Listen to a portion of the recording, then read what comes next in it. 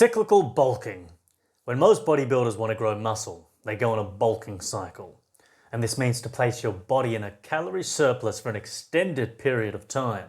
Sure, one can build muscle this way, but they'll end up piling on fat as they stay in a day after day calorie surplus, which inevitably leads to fat spillover. The mainstream traditional extended bulking approach leads to one putting on a little bit of muscle and a lot of fat over a period of several months. To see the muscle they've built, one must shred and maintain a calorie deficit for a prolonged period of time, which will burn fat, but also a portion of their hard-won muscle. It's like going on a roller coaster. Calories spiked up for ages and then dipping back down for ages. It can produce results, but is it the best way? Introducing cyclical bulking. I learned this technique from Ben Pakulski, famous Olympian bodybuilder. Over time, I've made some adjustments to his method, but here are the basic principles.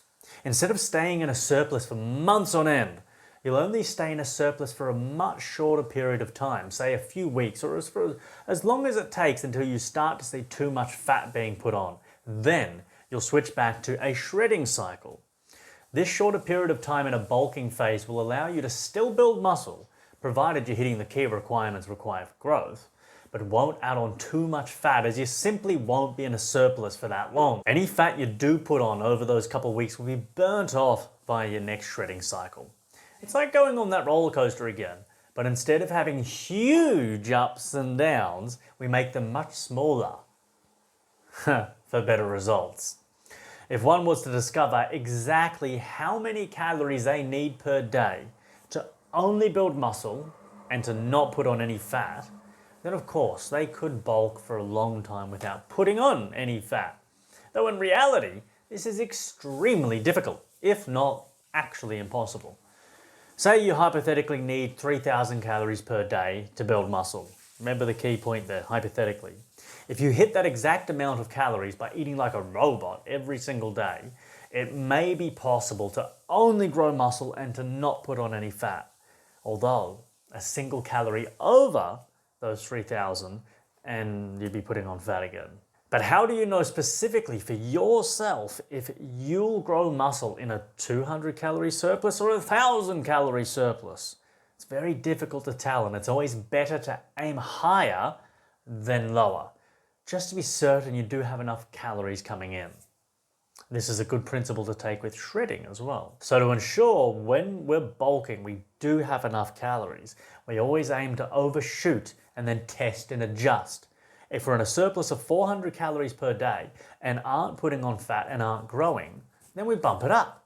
If we're having 800 calories per day and are growing, but also putting on too much fat, then you can cut it back to a 700 or 600 calorie surplus. This is why the concept of cycling your bulking and shredding makes this process so much easier, because you can overshoot and enjoy yourself in the process too.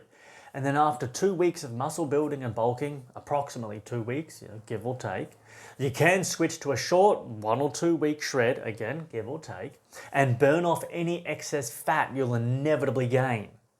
There are also many hormonal benefits that happen when switching between extremes and not getting cemented in long shreds or bulks. Too many things to share in this lesson, but if you have a keen interest for all the details, I highly recommend Ben's book, The Incredible Bulk.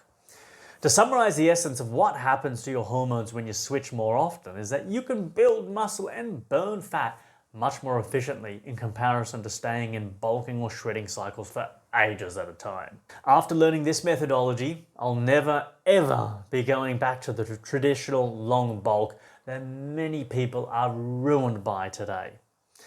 It's so bad, it's essentially a conspiracy at this point to destroy people's gains.